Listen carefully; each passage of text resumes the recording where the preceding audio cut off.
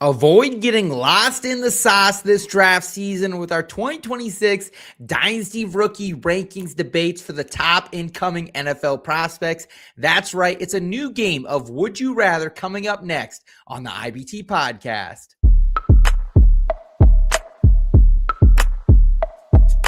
I've been going dummy, out of bounds, putting on a clinic, stick around, carrots in my hardware, KC, caught him in the crosshair, look at me, been the guy calling Mr. MVP, keep your ass on the bench by my empty seat, earn my stripes like I fix this league, your dog's on the turf, my dog's in the street, you can find me somewhere in between, never a dull moment like a movie scene, about to do the ops like I did this beat, let them keep talking, RG3.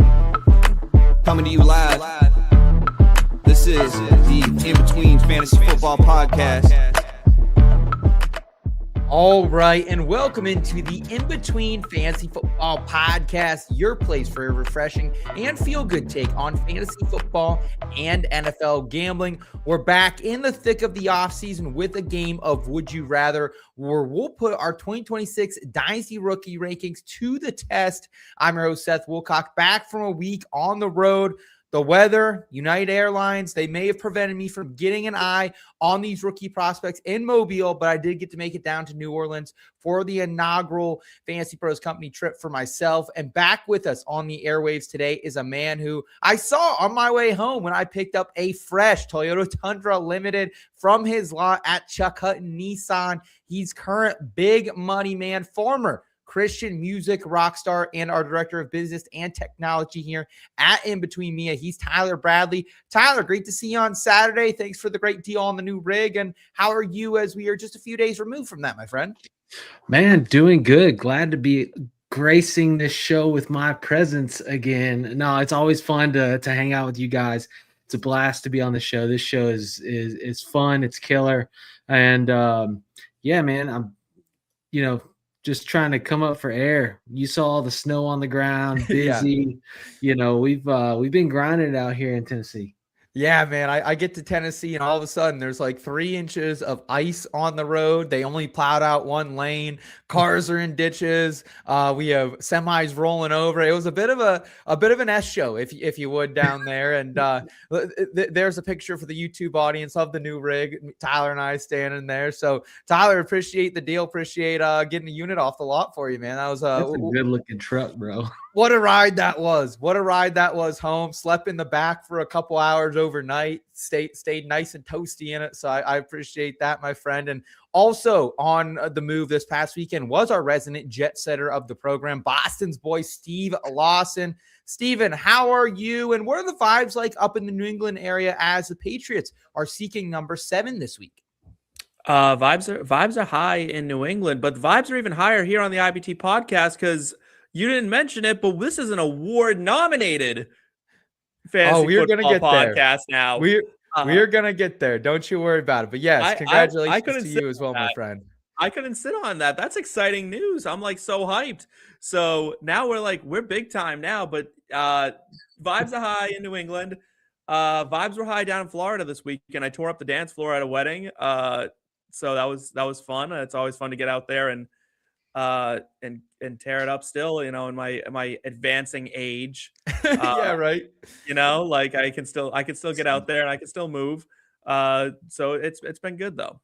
I feel you. It takes me a little bit. I got to get a little wound up. I got to have a couple drinkies to get me out on the dance floor. But I'll tell you what, they were rolling down there on Bourbon Street on Thursday night. A couple of us boys definitely shut it down out there. And Mr. Brightside, ooh, that's a run. Is that your favorite? Is that your favorite song to dance to, Steve? Mr. Brightside? No. Come on, no. I'm a gay man. I don't limit myself to straight white boy music. That's just rude at that point. So, Tyler, I did see a video come across maybe it was Twitter or Facebook, and you were definitely having a time. Like, you were letting it rip. I've never heard you sing, but I got a little piece in the video. Yes, Nice. yes, sir. Mr. Brightside, one of my favorites. Also, Shabuzi bar song. Like when that comes on, I know we're about to sneak into some country music, some Toby Keith around the corner. Do you guys know how to line dance? I do not. Tyler, do you? You're from the South. Okay. Yeah, I can line dance. Okay. All right. I would like to learn. Steve, can you line dance? I imagine you cannot. I cannot line dance. I can dance. I cannot You line can dance. line dance. It's really simple. It's like a I just don't simple know version how. of dancing. Yeah, Think I about the just don't people know that it. line dance. Nobody goes to people. I saw this couple. They were the only ones who knew how to do it, but they danced to like Footloose came on and they did the line dance to it. It's just such a nice like rhythmic thing. You know what I mean? It looks so nice. Is. It looks fun. It I is. didn't know what I don't know is I missed out on the wobble. And my boyfriend and his brothers all hit the wobble hard out on the dance Wow. floor, and I was so sad that I couldn't participate. I love a good choreography, you know what I mean? Like when it's easy. And I'm not a wobble guy or a cha-cha. Any of the choreography dances like that, I'm out on. I like to freestyle it too much. I can't do that. No, that's on the do not play on the wedding playlist. You guys will see that song. Also, Holiday Inn by Pitbull. That's a no for me as well. I know that's a hot take, but that's a no for me. That will not be played at the wedding. We just have to have a moment this year at the in Canton where Seth gets to freestyle to whatever song he wants to, preferably like on stage at draft night out for like a solid 30 seconds. It would be incredible entertainment. I think for every sign up that we get for the like Discord, like every paid sign up, Seth should have to dance for 30 seconds to a song of their choosing. Oh, maybe my choosing. And it goes on the IBT TikTok. Yeah, we'll figure something out. We'll figure something out there. Someone who I know is always down to break it down, making it sound crispy behind the scenes, is a man who always has control of this particular program on the sticks. He's a Yinzer, he's a Ginger, and he's a former IUP Crimson Hawk, baby. He's producer Kyle Scott. Jim, how are you as the big Mike McCarthy era begins out there in the Berg? And are there any popular songs that, you know, from our college days that when they come on, they either made you dance, or either made you say, hey, it's time to go home? Oh, man. Well, I think most Pittsburghers aren't concerned with Mike McCarthy right now. Everyone's concerned about keeping their parking spot that they dug out for 6 hours. It is parking chair season out there. As in terms of songs, I mean, anything by Pitbull really kind of meant last call. Yeah. Right. Except Timber. Timber was the night was still going down, Kesha. right? Well, that's Pitbull too, right? Pitbull's on that It's song. featuring Pitbull, but it's not like a Pitbull song. Come on. Okay. Don't be Well, disrespectful. I agree with Cal though. Pretty much like any like legit Pitbull songs, like I just knew like, okay, like I kind of started to feel all the alcohol hit me, and I was like, yeah, it's time to go. So good call out on that one as well there, Kyle. Hope you're staying safe. I would not want to be in the Pittsburgh Hills right now with all the slipping and sliding going around. So Godspeed to you and all our fellow Yinzers out there. A couple of housekeeping announcements as well before we get into the program. As Steve let the cat out of the bag, FSAW nomination for the best football podcast, the IBT podcast, had that this week come across our feed. So such an honor as we close out our 7th season of the program to be recognized by our colleagues in this industry. Really appreciate that. You know, all the way back when I actually started this show back in 2019, I was making it in my college apartment for the first year. Kyle, you've been along for the ride for a very long time. So very thankful for that. Kyle, any thoughts from you, man, just on kind of the ride here and any reflection? Because I know you've been editing me even before that in 2018 when this show was under a different title with some other ragtag group of characters. All right, nothing from Kyle in the back end there. Kyle's leaving us hanging there. Let's set him up there. Steve, any thoughts from you on FSAW nomination if you haven't already? It's just a huge honor. You know what I mean? We work so hard at this. We really try to bring as much energy and passion and all that stuff. And, you know, I know sometimes I can be like a heel on this show, but it's never just for the sake of being a heel. You know what I mean? We're trying to bring you as much like good analytics as we can. Listen, sometimes do I enjoy being the heel? Sure. Like I absolutely enjoy being I the heel. I do. And it's always coming from a place of truth and honesty. I will never, you know, So I you're think a genuine heel. yeah, I'm a genuine heel. You know what I mean? Like, and I think that's, you know, I make my points. I'll admit when I'm wrong, as we, you know, I think that's important on this show. We often admit our faults, but I'll also stand and put 2 feet on the ground, look into this camera week after week and tell you JJ McCarthy is a terrible quarterback. And like, it's fine by me. And if all of Minnesota wants to hate me for that, that's fine. But at the end of the day, you can acknowledge that I'm a heel. You can acknowledge that maybe you don't like my takes, but at the end of the day, you will say I'm an award-nominated podcast host. Yes, sir. Yes, indeed. And Tyler, any thoughts from you here, man? You've been in the thick of it now for about a year at IBT. You were a longtime sponsor before. So any thoughts, feelings you'd like to share about, the program as a whole or the company as a whole or anything with the audience in particular? Look, one thing, IBT is awesome.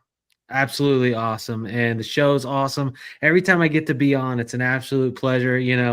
I secretly hope that maybe, Eric gets sick every now and then. Like, come on, not Eric, please don't get sick. No, but it also, like, any kind of award nomination or stuff, it all comes down to the listeners. So, yes, thank you so much, out there supporting the channel, supporting the show, supporting these guys, subscribing, joining the Discord. It all matters, and it helps us keep bringing the content or, the whatever it is you enjoy, whether it be Steve's heel, Seth's absolutely entertaining hosting, or one of the many others, popping in.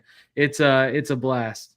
It absolutely is. Kyle, any thoughts from you now that you're back with us on just the ride over the last? I mean, we've been going live 5 years straight, and you've been editing, a fantasy football program hosted by myself for over 8 years, my friend. That's dedication. Thank you for that.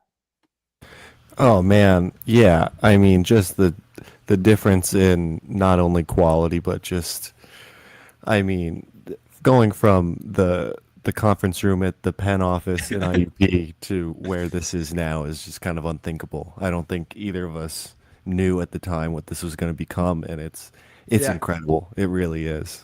Yeah, absolutely. I didn't think I would be hosting podcasts for a living. I'll tell you that right now. So grateful for you for, kind of taking that dive with me. I know and I've told this story, but I got the keys handed me to a 93-year-old print publication going in my junior year. And they're like, hey, we're not going to print anymore. So like, hey, we need to do podcasts. Does anyone know anyone who can do podcasts? We found a guy who was able to train Kyle. Shout out Nate Miller. And, we kind of went on this ride, and Elliot hooked us up with Kyle, and we've been best friends since. So I appreciate everyone's effort here. Also appreciate the friends we have riding with us in the chat as well. We got Tryhard 00112 saying, what's up, crew? Congratulations on the nomination. Congratulations to you as well, Tryhard. You're a part of that as well. And Cardinal saying, love the show. Love you as well, Cardinal. Thank you so much for that. And just to kind of round us out here in the housekeeping portion as well, after over 5 years going live on Tuesdays in the 9 o'clock hour here, we are now going to be moving to a non-live content schedule moving forward for the IBD podcast. We are hoping that this will give us more time for more episodes. But again, going to be pre-recorded for the most part. This will also allow us, get back to a little bit normal of a Tuesday night. I mean, I don't think I've had a Tuesday night off. Occasionally we'll do a pre-recorded, but probably in the last 5 years, right? So it's a long time. Things are changing and developing in all of our lives. So we also want to continue to help the quality of these shows get better. We think we're a little bit better earlier in the day when we're a little bit fresher as well. So we're going to craft some more creative live content for you on the IT podcast sub channel as well. Some watch alongs, maybe some Madden play alongs as well that you can join us for.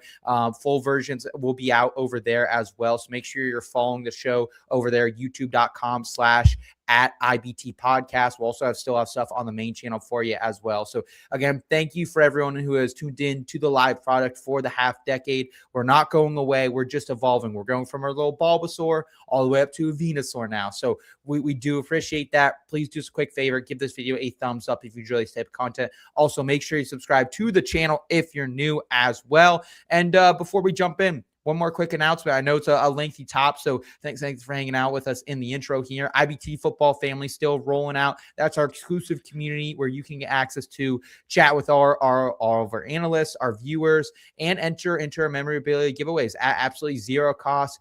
And if you also want to get upgrade and get access into our full betting cards and touchdown call contests, you can do that right now, $3.99 per month or $36 for the year. And the great thing about that, folks, is that also is going to unlock all the benefits from our racing family, from our IBT Entertainment family and our IBT Golf family. We have a ton of models coming out for all of those different sports. We also have full betting cards. We have the touchdown call contest, the NFL playoff call contest, the PGA one and done tournament, the NASCAR head-to-head tournament, the Survivor Fantasy League. So a lot of fun things happening over there. Again, in-betweenmedia.com/chat. The link is in the episode description. One price, you get it all, or just come hang out for free and you're getting a lot of that stuff anyways. So let's go ahead, guys, and fire it up like I did with my Toyota Tundra limited edition, baby, and fire it up and head right into a sweet game of Would You Rather. Risky business or that fair say. Are you that hard on the rocks? We're chilling with a cold one. Even bold one or hold back. Would you rather? This ain't no simple matter.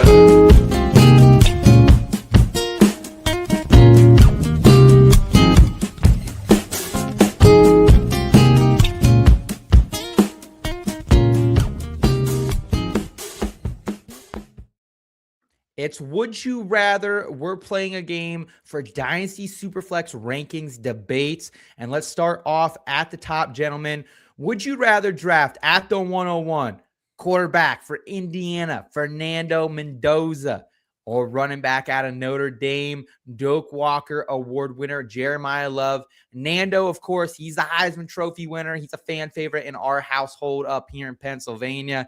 He is a national champion. Everything you want on the intangible side is there.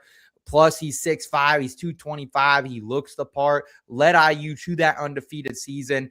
Big Ten championship title, and of course that Natty as well. Led the country in passing touchdowns with 41, passing efficiency rating, and adjusted passing yards per attempt as well. And across his time, whether it was at Cal or IU, he is 21st all-time in college football history in completion percentage. He's not super mobile, but as we saw in that national championship game on 4th and 5, Curt Cignetti not afraid to call this guy's number on the ground as well. He has scored 7 rushing touchdowns this season. Pocket presence, accuracy, borderline elite, especially in the clutch. But a lot of talk right now out on the internet. This guy's a bit awkward. His mechanics are a bit rough to begin with. Will that get the best of him? And then there's Jeremiyah Love, boy, 6 foot, 214-pound running back. This was a lot of experts RB1 coming into this season. He had 1,100 yards in 2024, 19 total touchdowns, and could have even gone, and by a lot of people's standards, ahead of Ashton Jeanty in the NFL draft last year. He added over 200 rushing yards, 2 touchdowns, 2 totals this year, stayed healthy all season long, led the Irish to a 10-2 season, just outside looking in of the college football playoff. Again, Doak Walker Award winner, best running back. So, Stephen Lawson, you're on the clock at the 101. Are you taking Fernando or J Love? I'm taking Jeremiyah Love. And that it doesn't matter what format it is either. So you could be like, oh, it's Superflex, it's this, that doesn't matter. It's Jeremiyah Love. And here at IBT, I like to think of myself as a little bit of a QB scouting expert. That's what I like to scout. That's what I kind of pat myself on the shoulder and say, hey, you know what you're talking about in that regard usually. I have a lot of concerns with Fernando Mendoza. I think he'll be fine. I think he'll be fine. He won't be good. I think he's a very overpriced Derek Carr. I think he's kind of funky. His mechanics are janky. He's got a janky throwing motion, and I think that really actually could bottom him out in a way. I doubt it will, because I think he's got a really good work ethic, and hopefully, like, if he gets drafted to the Raiders, which I assume he will, Brady gets involved, fixes his mechanics a bit, teaches him the game a bit. But he's a game manager, and that's what you're going to be drafting is a game manager. This is Brock Purdy, and in a much worse system. So it's not really something you want to, he's taller, he's tall, he's got some intangibles. I wouldn't say he's elite at anything in particular. He's a one-read guy right now. His accuracy, it can be questionable. His throwing mechanics it's too long, it's too hitchy. That has me concerned. Jeremiyah Love, though, is built to be a 3-down running back. He has proven he can be a 3-down running back. He is a monster with the ball in his hands. And I think when he runs that 40 time at the combine, people are going to move him ahead of Mendoza a lot in the Superflex streets. So if I'm on the clock, I'm really not thinking too hard about this unless I'm absolutely desperate for a quarterback. I'm going to go Jeremiyah Love. Team Money, what about yourself? The format was the question for me. Like, whereas it's a very clean, clear, crisp call for Steve, no matter what format.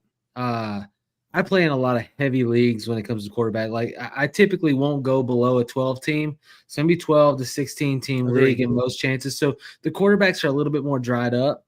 And for me, in a super flex dynamic, I would probably take Mendoza. And it's really a lot of the things that you see. He's going to be a system quarterback. His efficiency is off the charts. Like you said, what was it, 72% completion percentage this year? Like he gets the ball out. He gets the ball to his receivers, throw a motion or not. He's quick with it. It's not like a long time in the backfield. He's not getting sacked a ton, and so he enters a good system. Yeah, any rookie's gonna probably get a whopping or two the first year or so, but right system, he's definitely got the efficiency. I think the Brock Purdy comp was very, very spot on, Steve. He's definitely a game manager and efficiency guy. Like he's not – the difference between him and Derek Carr is like Derek Carr was willing to just chunk it downfield at times. Mendoza doesn't really feel like that guy. He feels like he's going to be a lot more conservative but efficient. And so, like, for me, that gives anybody that gets the ball out quick and gets through reads quickly, I think has a better opportunity for productivity. You look at Purdy, or you look at, people like that, like Jared Goff and stuff. They can be effective. Now, will they be fantasy studs? Are they going to be the Josh Allen? Sure. No, but they're definitely going to be productive. And so with the, when anytime a quarterback's drafted in the top 5, you're going to get at least probably 4 years of trial usage out of them. So even if year 1 doesn't work or year 2 doesn't work, you're going to be able to move them potentially. So the quarterback value in Superflex is there, but anything outside of Superflex, and if I'm stacked in Superflex, don't need a quarterback, it is love all the way. I stash running backs. He's a premier talent. He's one of the few guys in this draft that is an every down guy. He can block. He can run. Like you said at the combine, I think he's going to surprise people with his 40 time.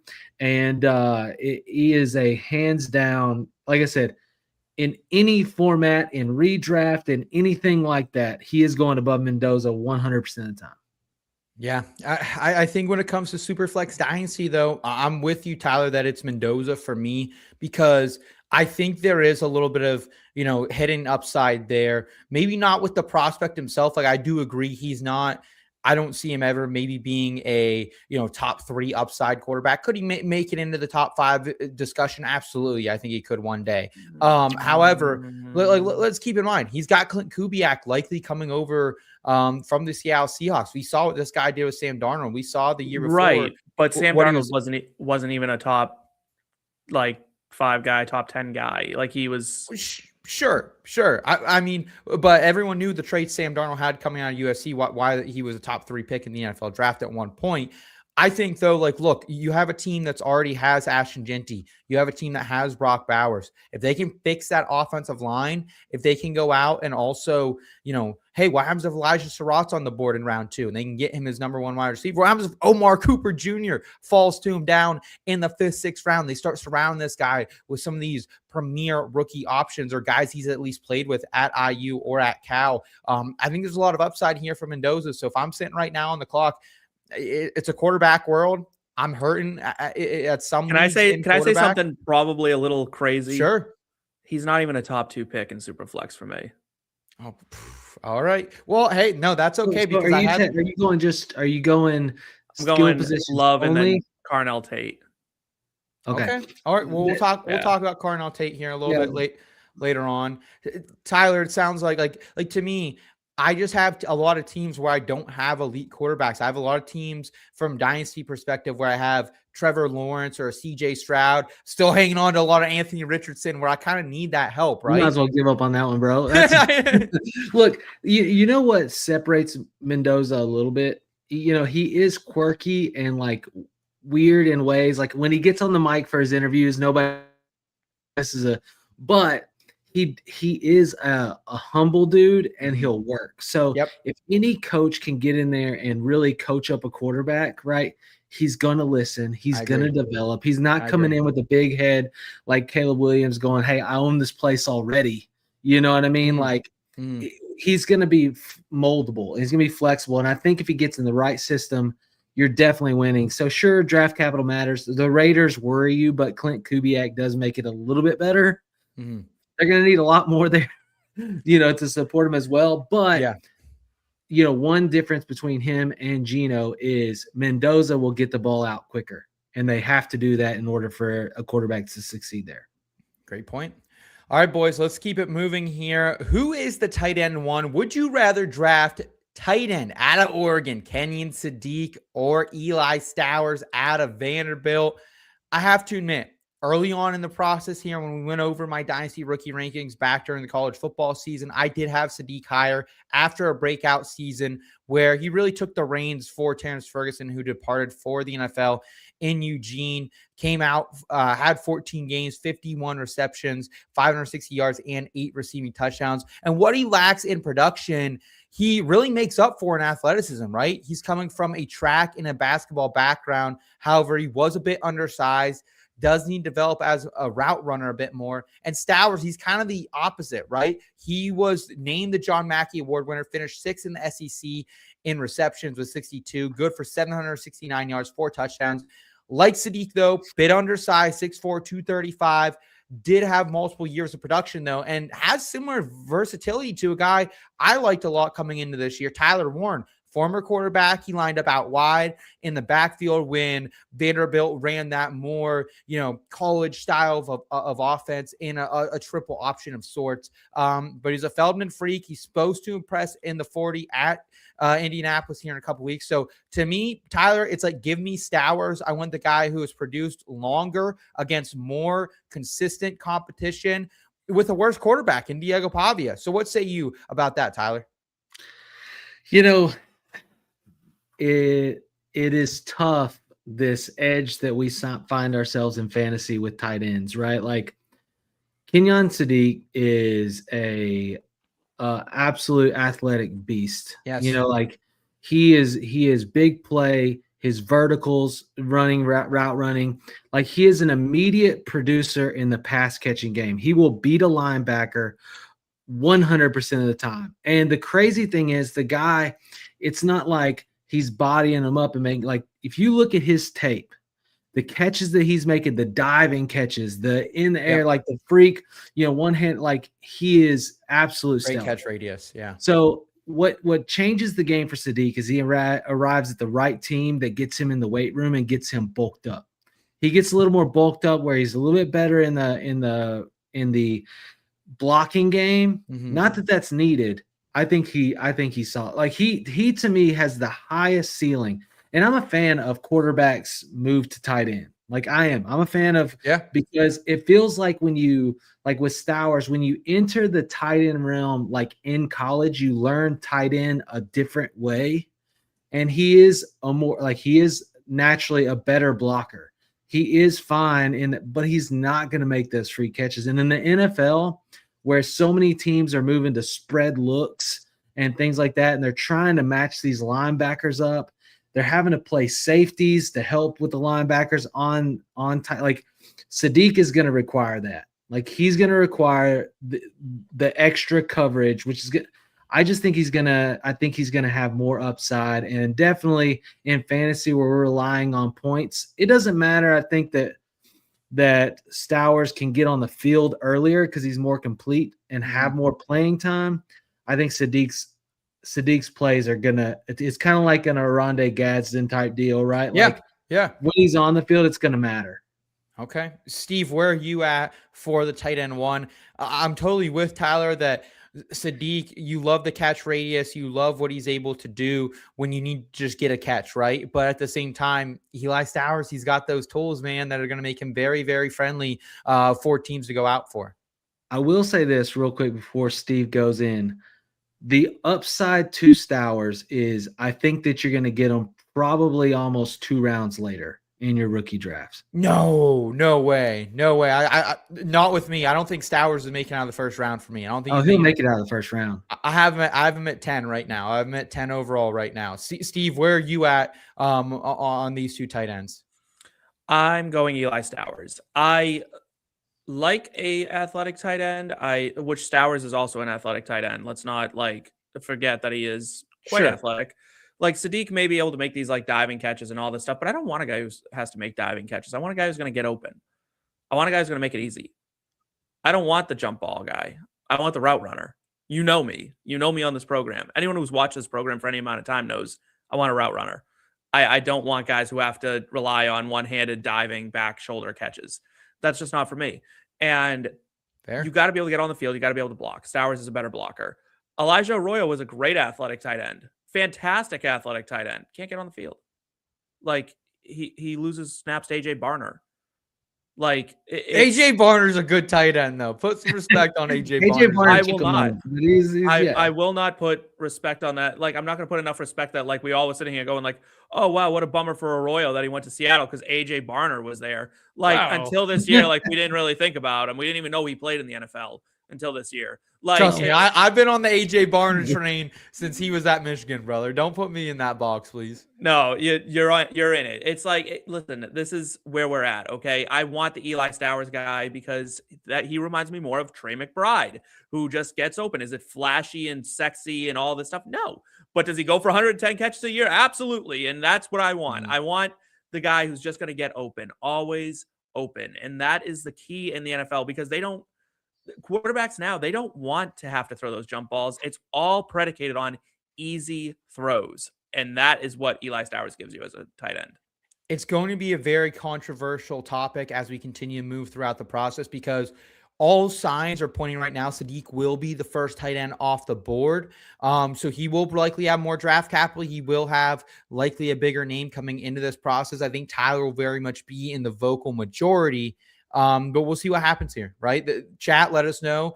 Anyone in the comments as well, let us know who you're drafting right now, Kenyon, Sadiq, or Eli Stowers. Let's move on to our next would you rather debate, and it's at the wide receiver position. Would you rather draft Carnell Tate, wide receiver out of Ohio State, or Makai Lemon out of USC? Tate, he's another Ohio State wide receiver, recruited, of course, by that just sensational program out there in Columbus. Brian Hartline, he's brought them all in, and Carnell Tate, 6'3", he's 195, so he's a bigger player than some of these other ones. But like Emeka Egbuka, like Chris Olave, like others from this program, he was never the best wide receiver on the Buckeyes, right? But he was a former 5-star prospect who had over 52 receptions, 700 yards, and 4 touchdowns as the wide receiver 3 in 2024 while playing with Jeremiah Smith and Egbuka. And, of course, Tyler Ennis down there as well. Shout out to him. And then this year comes back over 50 receptions, nearly 900 yards, 9 touchdowns. And that was with missing a couple games as well. Deep ball, red zone maven, gets off the line better than most, thrives in traffic, big contested catch guy. However, he does kind of lack that top gear speed, right? Certainly a question mark. I don't expect him to run the 40. Also, what's his underneath usage? We didn't see a lot of that, except kind of towards the end of the season. They started running him out on screens a little bit. And then there's USC's Makai Lemon in this debate as well, boys, who he was this year's Biletnikoff winner, posted over 1,100 yards, led the Big Ten in receiving, 11 touchdowns, 79 receptions. He is 5'11". He's 195. So a bit of that more new school wide receiver that relies on being a technician, right? So the biggest difference, I think, is that some will have concern with Lemon's size. Can he get off press? Is the acceleration there enough to make up for it? So, Steve, where do you land on Carnell Tate versus Makai Lemon? Because, to your process, usually you would prefer a guy who's a bit craftier with the route running in Lemon. Normally, yes. And I actually really like Makai Lemon. I think he actually could even push Mendoza down the board even further for me. Wow. In drafts. He reminds me, this is going to be kind of a weird comp, but he's kind of Deontay Johnson-esque. Which I think is kind of like a fun player. He was an exciting player. He moves the chains. He does well. Carnell Tate, to me, this is such a weird one because it breaks like so many rules of mine. Because I usually love like a Lemon kind of player, but like I really like Tate, even though he was not the best player on his own team, which usually disqualifies players from me drafting them super high. But he reminds me of T. Higgins. Like that's what I kind of see out of Carnell Tate. Is like big body. It maybe not quite as big as T. Higgins. I'm not sure the exact dimensions of both of their bodies, but they're both pretty big guys. They do lack top end speed, but what they're able to do in game speed is pretty impressive. Carnell Tate is a physical freak, right? And he's able to get open, but when he's double covered or maybe he has a really good cornerback on him and he doesn't quite shake him, he's able to just overpower. And that is what I really like out of a number one wide receiver that I'm drafting, where he can go somewhere, say, like, I don't know, maybe he goes to the Giants, right? Maybe he goes to the Giants, plays the number 2 to Malik Neighbors, but it's really more of a 1 and 1A situation like it is in Cincinnati. You're seeing that more and more these days where there's like just an influx of talent. And it's like, is Devonta Smith the number 1 or is AJ Brown the number 1? And they're both popping off, like I said, with Chase and Higgins, or you see it throughout the league, Godwin, Evans, all that stuff. Tate is the thunder to like a Neighbors lightning. I see the touchdown upside with Carnell Tate a lot higher. And that's really what's driving me over the edge, where this guy could be a consistent kind of perennial 10 touchdown guy. Yeah. Yeah. And as we know, Tyler, touchdowns do move the needle when it comes to fantasy points. Is that enough, though, for you to overlook the Blintikoff Award winner from 2025? Touchdowns was a lot for Sadiq. Wow. It was like, double the touchdowns of Stowers this last year on less, yards. It's just like, I definitely do value the touchdowns in this. Makai Lemon is kind of like I was trying to think of a comparison from last year. It's like a Jaden Higgins where he's got like the vertical possibilities and like the ability to get out there and make catches and stuff like that, but he's not complete enough to be trusted day one as somebody to put on the field. Whereas I think the separation there is Tate. I mean, he's a more complete receiver. He's a good blocker. He's great route running. He catches in traffic like crazy. Like, he is somebody that I think, especially in these teams that have a good wide receiver 1, but need that second guy, CD need Pickens, Chase needs Higgins. Like, you need your good number 2. I think he can fill in immediately. Right. And like, it's almost like you go from the same team like Egbuka, right? Like Carnell Tate could be very much, except better. I think he's got better hands than Egbuka. And so when you look at that kind of immediate production, that's what I'm going to go for. The thing is, I think people are actually going to be higher on Lemon. I think so. I think that means that you're going to get Tate a little bit later because Tate didn't have crazy stat line. He wasn't JSN coming out of his final year at Ohio. Yeah, good point. 1,000 yards, over 1,500 yards receiving. He's got a very mundane stat line, and he's been with you got Jeremiyah Smith, and everybody, all they do is talk about Jeremiyah Smith, right? And they're missing what Tate brings, right? Is he going to be a knockdown, drag out, like 100% producer for you? No. But can you get him in a draft and him be a producer year 1, be a good wide receiver 2, be a good flex plug-in every single week? Absolutely. And so to me, like, I want that immediate value. Sure, top end speed, but JSN's an example. You don't have to have top end speed. Puka's a great example. You don't have to have top end speed. Good hands, good route running can separate you significantly, which makes you a producer. Yeah. I think Tate has the safer floor because here's the issue with Makai Lemon. In a vacuum, there's a chance that he can't get off press and that he becomes kind of like this Khalil Shakir player where he's pretty much pigeonholed to the slot. It's a lot of gimmicky short yardage type of stuff where he's playing somewhere between 50 and 70% of snaps. Could he play the Z as soon as he comes in? Yeah, I could see him playing the Z. Like if he goes to the Steelers where there's nobody to play the Z, you know what I mean? But if he goes to a team that has a pretty solid Z, I think it's going to be hard for him to get on in 2 wide receiver sets. While Carnell Tate, I have no doubt about it that like if he were to go to the Raiders, automatic X. If he would go to, a team that already has a good X, he's kind of like that T. Higgins, right? Steve, like he's the Y, right? But he's a really, really strong Y that takes the top off of defense. So it might be a little more volatile. I think that Tate's definitely going to have just the earlier production. So I am with you guys there. I would prefer Carnell Tate at this day and time. But I think it's a case you can make for either. So again, we want to hear from you down below in the live chat. We want to hear from you in the comments. Who are you on, Carnell Tate versus Makai Lemon? Because if we're sitting here 5 years from now and Lemon's a better player than Tate, more fantasy production over that span, I won't be surprised. But I'm with you guys. I do think Tate offers a safer floor coming in, and he's someone who I think is going to see 80-90% of snaps right away. Now, I do want that player with a little bit higher usage from day one. So Albert stopping in saying, good evening, IVT. Good evening to you, Albert, as well. And let's go ahead here. We have one or two more debates here, and they're coming in at the running back position.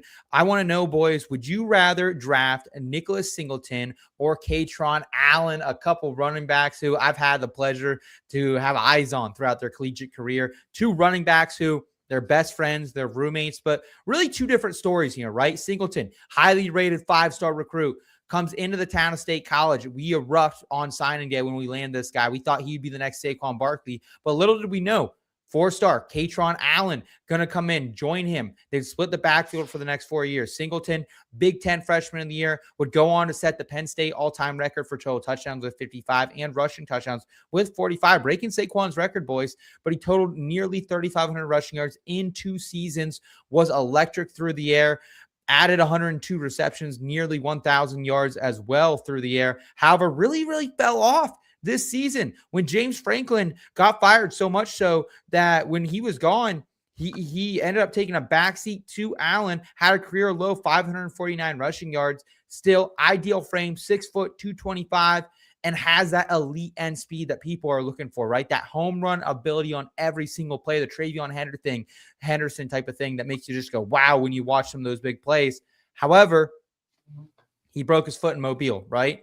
That is going to crush his NFL draft stock. He was expected to be a huge winner at the NFL Combine.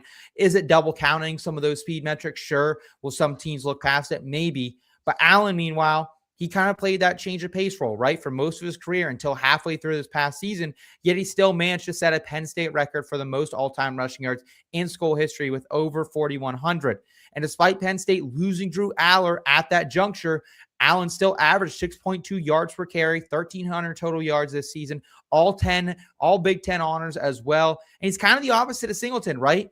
Patient, vision, stellar. If you need guys to pick up yards, just get you that first down. He's kind of like the Zach Charbonnet here, right? He's going to go north to south. He's not going to run backwards. However, he doesn't nearly have the straight line speed, doesn't have the pass catching or the athleticism of Singleton. So, Tyler, what type of Penn State running back flavor do you want here between Kaytron Allen or Nicholas Singleton?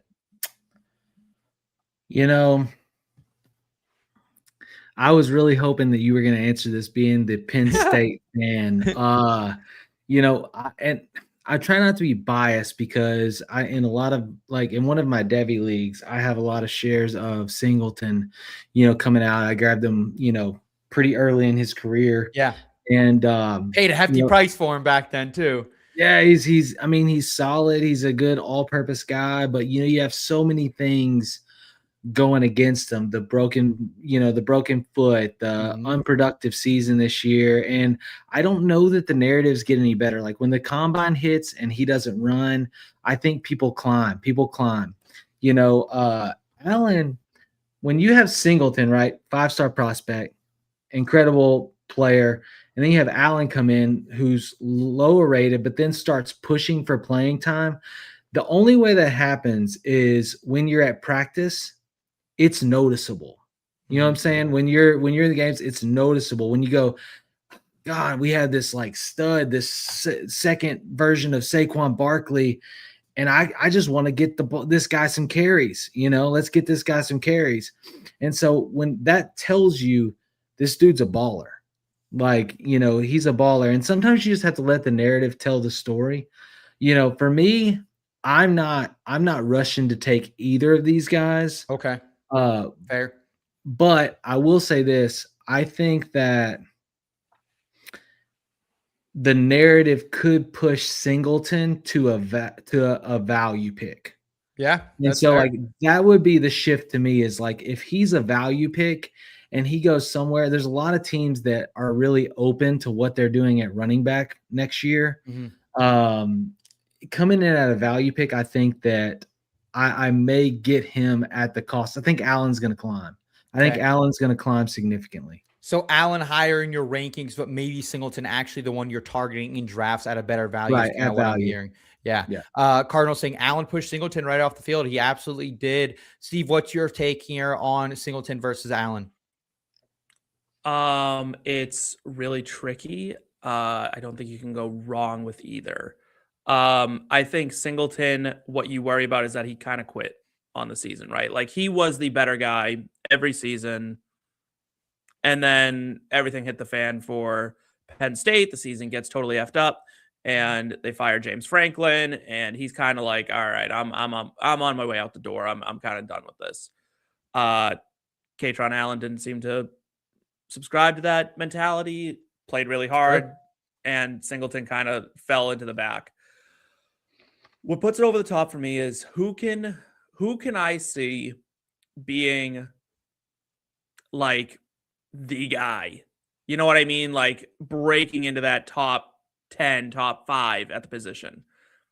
Now, Kaytron Allen, if he hits his absolute peak ceiling, he's Le'Veon Bell, which is definitely that, right? Yeah. Like, Yep. But I think that's a great comparison. That's like a very small likelihood of hitting. Sure. Where we've seen small, like speedsters do well at running back. I don't like slow running backs really. And I like really explosive players. I don't think this foot injury is going to like sap Singleton of his like. Hopefully not, but something already sapped him this last year too. His willingness to play for a team that had nothing to play for. That's unfortunately what happened. I don't think that'll happen at the NFL level, but you never know. I would probably say right this second, I'm Singleton. I'm a little bit higher on the value. I'm a little bit higher on the upside. Okay. I don't want Zach Charbonnet, which is what Kaytron Allen feels like. I would much prefer to have someone like Kenneth Walker. Yeah. Who Singleton feels like. So that's where I would go comparisons. With that. Yeah. I like those comps a lot. I think if you said pull the trigger on one right now, not knowing the landing spots, I do agree with you. I think Singleton has more upside. But I just darn love Kaytron Allen as a player, and I just think his type of work ethic, his type of vision is something that can translate. You love a gym rat, though. Like that's I do. Like I do. Look, this is one of those where draft landing spot could completely decide. Yes, it will. Like, yes, it if will. one of these guys lands on like the Chiefs, that's what you want, right? Like that's what you're going with. Yeah. Because like I do agree that Singleton has more of like the H-An in his game, right? Better receiving back, also better speed. It's just that the Kaytron Allen, see, now I'm talking myself back into Singleton. Yeah, this one is, I've flipped these guys in my Dynasty rankings about 3 times already, and I'll probably continue to do it. So that's kind of where I am right now. You look stressed out talking about it. I do, because you look visibly stressed out. It was so clearly Singleton for about 2 years, and then like kind of towards the end of last season, we started to have the question, like, is Kaytron better? And then, through this season, we figured out that Kaytron was at least better this season. Tryhard, let us know. He's on Team Love, Sadiq, and Tate so far. Let us know who you're on here between the Penn State running backs as well, Tryhard. Curious for you on that one. Guys, let's round out the player discussion here. Would you rather draft Emmett Johnson of the Nebraska Cornhuskers or Jadarian Price of the Notre Dame Fighting Irish? Johnson led the Big Ten in rushing yards, 1,450 plus, finished second in the country in yards from scrimmage with 1,800 plus after adding nearly 300 receiving yards after another season of 39 plus receptions. So true 3-down guy, carried Nebraska. There was some, on Nebraska's Cornhuskers Twitter, which somehow got to my feed more frequently than it should. There were Heisman chants for this guy, especially after Dylan Raiola went down, their quarterback, to injury. Price on the other hand totaled over 1,600 rushing yards the last 2 seasons, 12 total touchdowns as well. Really playing the Robin to Jeremiyah Love's Batman, right? However, elite vision, strong yards after contact metric, also explosive run rate. This guy's at top of the country for these running backs coming out. So boys, both these RBs are getting first round buzz in early Dynasty Superflex rankings around that 10 through 14, 15 range. So who would you rather draft, Steve? Is it Emmett Johnson, who proved himself, had that college production, or is it actually Jadarian Price, who, kind of overshadowed, but starting to move up draft boards very, very quickly in fantasy and NFL draft circles? I'm going to go with Johnson because I want the proven commodity. I don't like to speculate too much when it comes to the running back position. Um, I do have to give some love to Dylan Raiola. I really respect the grind of Patrick Mahomes was injured this year, so he also decided Oh, I was wondering where you're going with to that, be dude. injured this year. I think like the commitment of like Patrick Mahomes isn't playing the next season, or like he's out with an ACL, so he's decided to sit out the season in solidarity. I think it's really commendable. Solidarity. I think I want the guy who's shown that he can catch the ball, he can run the ball, he can be the every down back. He's very high usage, high production, year over year. Like I think Emmett Johnson is that guy. I love a good like sneaky second stringer. You know what I mean? Like I don't hate that move, but it's rare that you see those guys really become something at the next level. It's really Kyron Williams, and I don't really know who else right now. Everyone else was like, they were the guy for their team. Running backs just tend to be. In college, it's hard if you're part of a, like, he wasn't even really part of a committee. He was the backup. Like you said, oh, he's the Robin to Love's Batman. Yeah, he was really fair. He was really more like Commissioner Gordon. I mean, he was a tertiary character at best. Ant-Man to Iron Man. Is that a fair call? Yeah, like it's still get your standalone movie, but not, you know. Yeah, he'll get a standalone movie. It'll do fine, but it won't do $1 billion. It won't do $1 billion. Yeah. And like, I think when it comes to Notre Dame, like, you know, when they played Cupcakes, Price kind of popped off and would run circles around people. He's really fast, and I like that. But I think good returner too. Good returner. Yeah. But that's not what I actually don't want guys to be good returners, because I just don't want them doing that at the NFL level. Yeah, like, I understand. I understand. So give me Emmett Johnson. Okay. I'm kind of with you on Emmett Johnson, just because like sometimes with these running backs that we're speculating on as the two in the backfield, you do sometimes end up with a Roschon Johnson, right? Where you're off the team in a year or two. So Tyler, how do you shape this out here? I got to credit my boy Fitzy. He told me down there on Bourbon Street, some crazy stat, like the last 25 years, something about Emmett Johnson's total yards was like only him and like one or two other running backs. I think it was like Bijan and maybe Saquon or something. I was kind of lit up at that point, so I don't really remember the exact stat. So, but I do remember it brought it up though. Yeah. It's awesome you brought up a stat. You have no idea what you're talking about. Well, it was something of the vein. I wanted to shout out Fitzy though. But Tyler, your thoughts here: Johnson versus Price. I don't know how y'all are like, it's I'm kind of feeling like this is like a no-brainer. Slam dunk. It is Emmett Johnson, slam dunk. Yeah. One of the number one value picks in my dynasty draft. 100%. Look, the dude's a complete running back. He can do it all. He can catch, he can block, he can run vertical, he can run outside the tackles. He's a complete running back. Okay. This is like, what was it, 2023? This is like, oh, there's a really big stud in front. You got Jeremiyah Love, right? So like, let's go back to like what, 2023? You got a really big stud. You got Bijan Robinson, right? And then right behind Bijan, you got Roschon Johnson. And everybody's like, oh, well, if Bijan wasn't there, Roschon would have been amazing, right? And so like, now it's like, oh, Love's there. Like Price was good. And just like Roschon, man, Price is going to be. And then what happens is, Price ends up climbing in front, just like Roschon did, of Devon Achane. He gets drafted before Devon Achane. He gets drafted before Chase Brown. Like he gets drafted before all these guys that way outproduced him because of a narrative, because he was behind a big stud running back. Jeremiyah Love is a beast. That doesn't mean that the second fiddle is just as much of a beast. Like Emmett Johnson, and really that offense was not amazing in Nebraska. Like, to do what he did, that's like one of those things where you have one guy on the field and you can just go, okay, we're just going to give this person the ball and they're going to make something happen. That was Emmett Johnson. And so teams can scheme against him and they couldn't.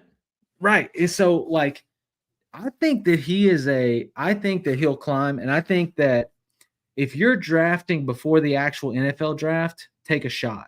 Because let me tell you, if he gets drafted as somebody that needs an immediate running back and you're drafting in your rookie dynasty drafts post-draft, which most of you will, unfortunately, you're not going to get him as cheap.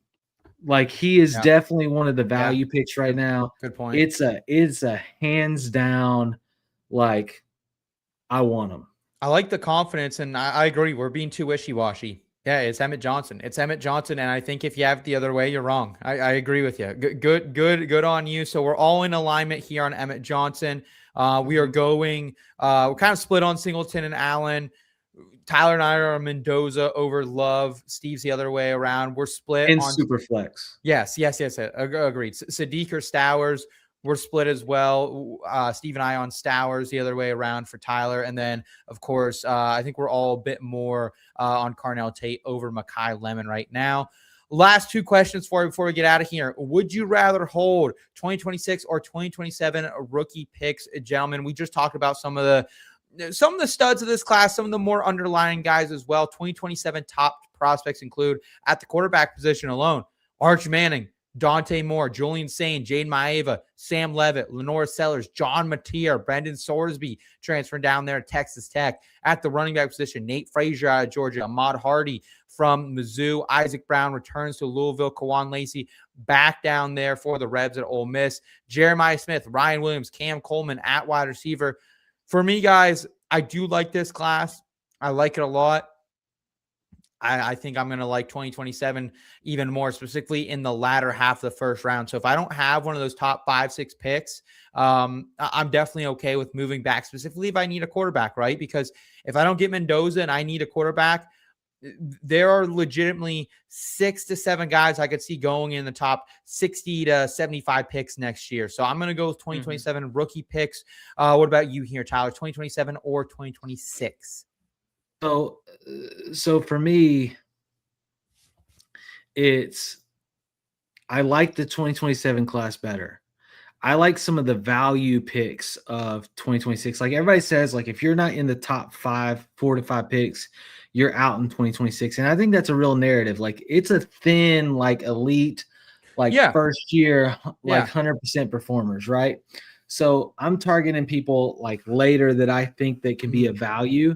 But I want 2027 picks. And let me tell you this.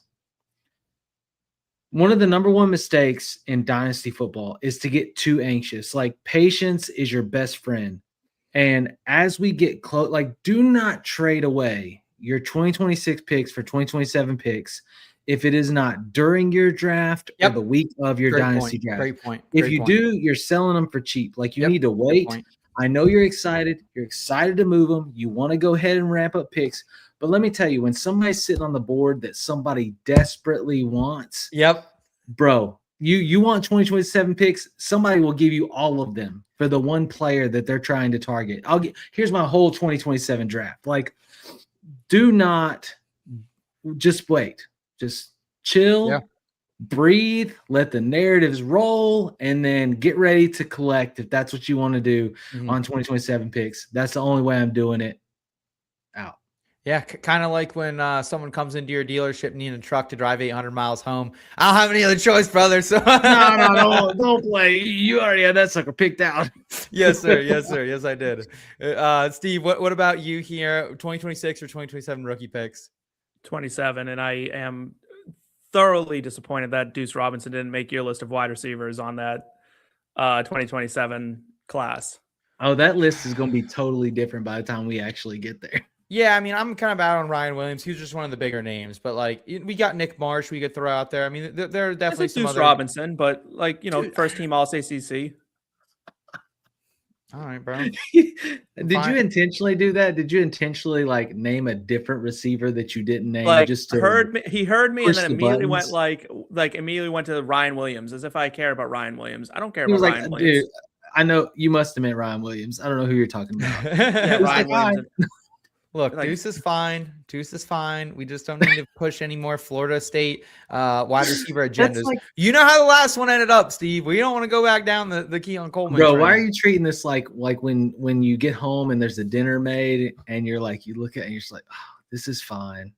This is fine. Keon Coleman also isn't done. He's in his second year?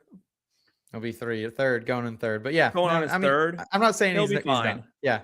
Well, okay. So last one here before we get out of here. He'll be fine. Would you rather Wait till he winds up on your till he winds up out in Yinzer country and is your leading wide receiver. Give me a break. Would you rather watch? Oh my God! There's no way this is a question. I'm mad. Okay. I'm already mad. Hold on. Let me set it up. How did you not look at this beforehand? Would you better movie about rookies? Would you rather watch The Rookie or Training Day? Disney's The Rookie, 2002. Jim Morris, Dennis Quaid, never made it out of the minor leagues before a shoulder injury, ended his pitching career, and then 12 years later, he's married. He's got children. High school chemistry teacher, baseball coach in the great state of Texas. Hook 'em, baby. Jim's team makes a deal with him. They win the district championship. Jim, you got to try out for a major league organization. And then, of course, Warner Brothers 2001 Training Day follows rookie LAPD officer Jake Hoyt, played by Ethan Hawke as well. On the first day of the job, he's with veteran narcotics detective Alonzo Harris, played by the great Denzel Washington, of course. A charismatic but deeply corrupt officer who tests Jake's ethics through a series of increasingly illegal and violent acts. Stephen Lawson, you are our entertainment betting expert here at IBT. Would you rather watch The Rookie or Training Day? King Kong ain't got you-know-what on me. It's Training Day all day long. And if anybody answers The Rookie, they should never, ever, ever, ever, ever, and I mean like I'm talking for the rest of their lives, even in private, their private thoughts shouldn't even be allowed to have an opinion on movies. Like that is gulag immediately. Like you need to be in the nastiest Siberian prison, freezing your buns off, like just never seeing the light of day again. Kick Tryhard out, like kick them right out of the comment section. Like that garbage movie. And Training Day is an absolute masterpiece. It's Denzel at his most Denzel. Like, what more do we want? I think, like, oh my God, like this is crazy. Tryhard's trying to heal you out right now. Tyler, what about you, man? The Rookie, just a feel-good, instant classic. I can remember the first time watching it. I was intrigued. The ups and downs that Dennis Quaid has to go to. Man. Or are you rolling with Hawk and the boys? Okay, so I have a really bad admission here. You've never seen I have not seen Training Day. Wow. I have not That's seen Training crazy. Day. However, anything with Denzel in it is pretty good. Like I like Denzel. Tyler, let's take this a step further. Anything with Denzel in it, and I mean anything, is infinitely better than anything with Dennis Quaid in it. Like, let's not even give Dennis Quaid some credit, brother. Dude, Dennis Quaid had a run, dog. What was it? Have you ever seen Two Guns? Yeah, of course I've seen Two Guns. Oh, it's this Denzel's like awesome. I will say this though. I do have an affinity for cheesy sports feel-good movies like The Rookie, I watched the draft. I watch Draft Day every single year, even though you like exactly what Steve's expression is. But like, I enjoy it. I can sit down. The Rookie, any of those movies is one that I can put on and I can watch any given time. It's not like a one and done. Like I can't answer this question honestly though because I haven't seen Training Day. I will watch Training Day this weekend, and I will report back to the IBT family what my final verdict is. But I can't imagine it being not a Denzel. Dennis Quaid's fine, but Dennis Quaid is vanilla. I like vanilla. Give me the Parent Trap. Give me The Rookie. Give me yours. Don't even begin to put the Parent Trap in the same conversation as The Rookie. I'm gonna lose my mind. I would take the Parent Trap over all these movies if we're going down. Oh my God, no! So no. Didn't Denzel win an Oscar off of this? Kyle in the Denzel won back. an Oscar for Training Day, by the way. Just want to put that out there. All right. Well, Dennis Quaid maybe should have won for Dennis Quaid has never come close. Dennis Quaid has never come close to sniffing an Oscar. Dennis Quaid doesn't get invited to the Oscars. Are you sure? Yeah, he doesn't even get invited. So he doesn't even attend the ceremony. Okay, he doesn't need to go. It's stuffy out there, He's Kyle, any Dennis Quaid movie, i.e. The Rookie or The Parent Trap or Training Day? Well, first of all, I would like to point out The Rookie is based on a true story. There you go. That's something in its favor. But no, Training Day is way better. The only Dennis Quaid movie I can think of that's good isn't he in Independence Day? I do not. He's in The Day After Tomorrow. You're thinking The Day After Tomorrow. No. I'm thinking Independence Day. Yeah, The Day After Tomorrow. He's in that. That's a good one too. Will Smith and Jeff Goldblum. The issue with this conversation is, so I just Googled Dennis Quaid's best films, right? And his best, like all of the film, his top 15 films, all are pre-2000, including his supposed best film. Well, I say that his best one, in 1986. His best film was which was predating my birth. No, it was The Big Easy. That's supposedly his number one. Big Easy. Again, never seen it, but I think that's a little bit of the gap. Is like Dennis Quaid far predates most of us. Sure. Denzel is still going strong. All right. Well, I will take Dennis Quaid, and I will die on that hill. But have you seen Training Day? I've seen parts. I haven't seen the whole thing. You haven't seen the whole thing. I haven't seen the whole thing, but I get you the gist. You can't say anything. You cannot come in here and be like, "Oh, The Rookie's so much better." If you haven't seen the movie, that's only saying The Rookie to make me mad. Like he wants me to get us kicked off whatever we're on. Break our PG rating. You get a nomination, you lose a nomination, and that's what we do here at the IBT Podcast. That is going to do it for us, though. If you've rode along with us so far, please do us a quick favor. Give this video a thumbs up if you enjoyed it. Also, make sure you subscribe to the channel if you're new. We've got fantasy football and NFL betting content, college football betting, NASCAR betting, PGA betting, and entertainment betting and opinion, all to help you cash more and to enjoy the ride along the way as well. Be sure check out in-betweenme.com for some dope written content. Also join the community for free at in-betweenme.com/chat. For my friends Tyler Bradley, Stephen Lawson, and Kyle Scott, I'm Seth Woolcock. Thanks for coming along the way. Keep it in between. Until next time, y'all.